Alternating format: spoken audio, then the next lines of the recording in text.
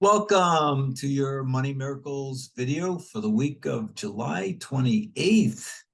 So, is this you? Are you living in scarcity and lack? Is your default setting that of poverty consciousness?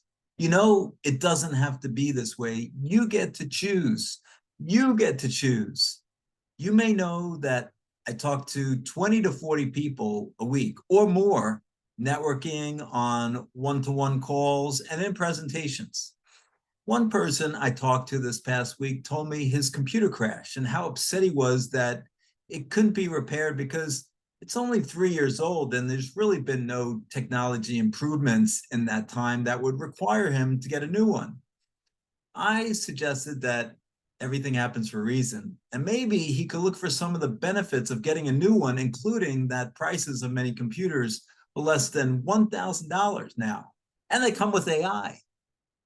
Another person I talked to was complaining about the 3% fee incurred on a refund they shouldn't have been charged. The fee was just over $100. I suggested that he could manifest that amount in just a few hours or less. But coming from a vibration of complaining would be unlikely to allow that small amount of money to come in. Now, I had a surprise this week as well. I personally got a parking ticket for parking outside the lines. I could have complained, got upset, but instead I got grateful. It was only $25. I was grateful it wasn't a lot more money. I was grateful that I can incur this small charge without worrying or complaining or dropping into a low vibration. And then I thought, what lesson could I learn from this? Maybe just writing about it to you could help you and others. If I didn't get the ticket, I couldn't share with you the opportunity to be grateful. So what vibration is your default? Do you immediately drop into lack when the unexpected bill comes? Do you immediately complain when something bad happens? Or do you choose your emotions? That's energy in motion, by the way. I'd love to hear your thoughts. And if something happened to you in the past week that lowered your vibration, how did you choose to change that? So here's today's powerful affirmation. Remember, say it out loud with emotion. My finances reflect my shift from money worries to money flurries. So let's talk about some past and upcoming events.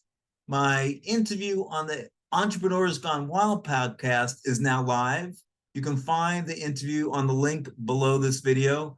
Sue also wrote a blog post based on my interview, which tells my story really well. And to be open with you, it really made me cry. So you can read that in the link also below the video. I was interviewed on Grow a Small Business podcast with Rod Cameron down under. This interview was like any other I've had before. We really focused on my growth strategies for my hedge fund and this prosperity coaching business. I gave specific tips to triple your revenues in just 90 days. This show is now live. Put the link below this video. I was also interviewed on the Focus on Why podcast with Amy Rowlandson. We had an amazing discussion on purpose, prosperity, and beliefs. You don't want to miss this one. It will be out tomorrow, July 30th. You can find past episodes in the link below this video. Finally, thank you to everyone who attended my speech 2 weeks ago. In this Together Roundtable networking group, I provided a powerful technique to generate real financial abundance, and I put the link of the recording below this video. Now, each week I highlight a member of my network, and if you want to be highlighted, send me a few sentences about you and your business, and I'll highlight you in an upcoming newsletter and video. And each week I give you my notes of the book I read that week. This week, the book is The Art of Possibility. Really, really great book. I loved it. By Roz and Ben Zander. The written notes are in my weekly email. So go over to salamour.com. That's SALEURMOR.com to get the written notes and sign up for my weekly email. And I recorded the audio notes, which are in there as well.